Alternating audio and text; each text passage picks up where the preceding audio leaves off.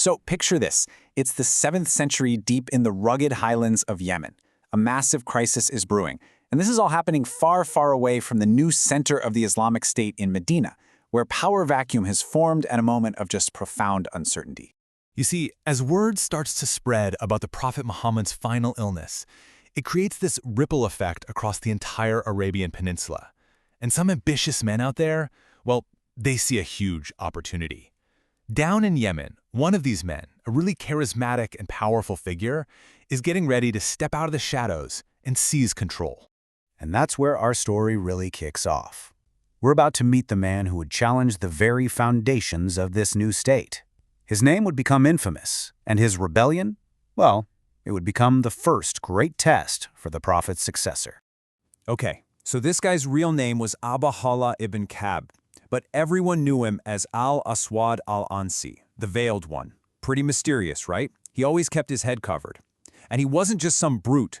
This guy was the whole package. A powerful sorcerer, an amazing public speaker. He used what the sources describe as charlatan magic and just pure raw eloquence to perform these wonders that would just totally captivate people. And his claims, they were off the charts. He started calling himself the Merciful of Yemen, and even claimed that 2 angels named Siddiq and Shakik were bringing him revelations. He was basically building this powerful cult of personality around himself, trying to completely replace the true faith. So how did he do it? Well, his path to power was just incredibly fast and super strategic. First, he quietly gathered followers from his own tribe. Then, he masterfully played on old tribal politics, winning over leaders from the wider Madahaji Confederation. From his new base in Najran, his army just exploded in size, and before you know it, he's marching on the capital, Sana'a. Right, so the stage is set. With the rebellion hitting its peak, the fate of all of Yemen is now hanging in the balance. And get this, al-Aswad didn't roll up with some massive army. Nope. He marched on Sana'a with a lean, mean cavalry of about 700 horsemen. This was a lightning strike, all about speed and shock. So the city's governor, Shahr ibn Bazan, a loyal Muslim, he rides out to meet him. A brutal battle kicks off.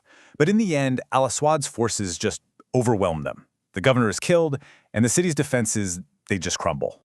I mean, this is what's so wild. Think about the speed of this conquest. In less than a month, just 25 days after he first appeared, al-Aswad is the undisputed king of Yemen, ruling from the legendary palace of Gamdan. It was an absolutely terrifying and stunning achievement. All right, so the capital has fallen, there's a tyrant on the throne, but this story is far from over. Because out in the provinces, among the tribes that stayed loyal, something is starting to stir. And it's being fanned into a flame by something more powerful than any army, the written word. You have to understand, this resistance didn't just pop up out of thin air. There was a foundation. Years before, the Prophet himself had sent letters and envoys all across Yemen. And the tribes who got those messages, the ones who embraced Islam, they stayed strong. Their faith, which was built on that direct communication, became the very bedrock of the counterattack. So, while al-Aswad is settling into his new palace, the loyalist leaders are on the move. You've got Farwa ibn Musayyak retreating to regroup, Mu'ad ibn Jabal falling back to Hadramaut, and this is the key part. Back in Medina, the new Caliph, Abu Bakr, picks up right where the Prophet left off. He starts sending out his own envoys and letters, linking up all these scattered leaders and coordinating a unified response through guys like Pharaoh's Adilami. And the message from Medina? It was crystal clear. No negotiations, no deals. The order was simple. Al-Aswad had to be stopped, whether in open battle or, if it came to it, by other means. But see, an open fight was just too risky. Al-Aswad was too strong, his followers too many. The loyalists realized they had to take him down from the inside. And so, the plan shifts to this incredibly high-stakes assassination plot right inside his own fortress. So, Pharaoh's Adilami and the other loyal commanders, they have this stark realization. They know that this whole rebellion is built around one man's magnetic, deceptive personality. If they can just take him out, the entire thing will probably collapse. But here's the million-dollar question, right? How in the world could they get inside the palace of Gamdan?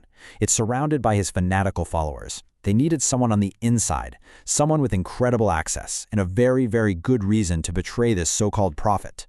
And the team they put together, it was absolutely unbelievable.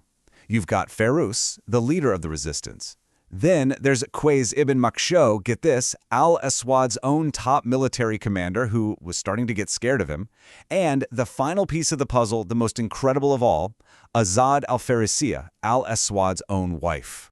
So why would his own wife turn on him? Well, this was Azad, the widow of the governor, Shahr ibn Bazan, the very man al-Aswad killed before forcing her to marry him. The sources tell us she acted with this great resolve to protect her faith. She wasn't just some helper in the plot, she was the brave mind behind the entire plan.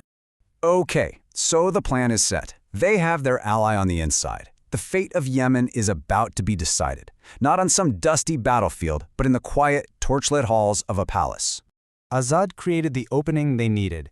Under the cover of darkness, Fairuz Adelimi slips into al-Aswad's chambers while the false prophet is deep asleep. And right there, the plot comes to its deadly conclusion. The tyrant is killed. Now this next part is truly remarkable. The sources say that news of the assassination actually reached the prophet in Medina through divine revelation on the very night it happened, hundreds of miles away. He literally announced to his companions, al-Ansi was killed yesterday, and confirmed, Fairuz has succeeded. So when the official messenger finally rides into Medina with the news, it's this huge moment in history. This becomes the first major victory for the new Caliph, Abu Bakr. It was an absolutely critical success that helped steady his leadership during one of the most dangerous times for the new state. But hold on. The crisis wasn't quite over yet. In a wild twist, one of the original conspirators, Qais ibn Makhshow, he gets ambitious and tries to stage his own coup. But what's so fascinating is how Abu Bakr handles it. He doesn't send an army, he sends letters. Again, these powerful documents reaffirm Pharaoh's authority and rally the loyal tribes to his side. So, for the second time, a major crisis in Yemen is solved not with a sword, but with strategic communication. So, the rebellion of al-Aswad al-Ansi is finally over. But here's the thing, this was just the first domino to fall. All across Arabia, other false prophets were rising up, and entire regions were in open revolt. The victory in Yemen proved that the new state could survive its first big test. But the question remained, how would it possibly face the much, much bigger storms that were still gathering on the horizon?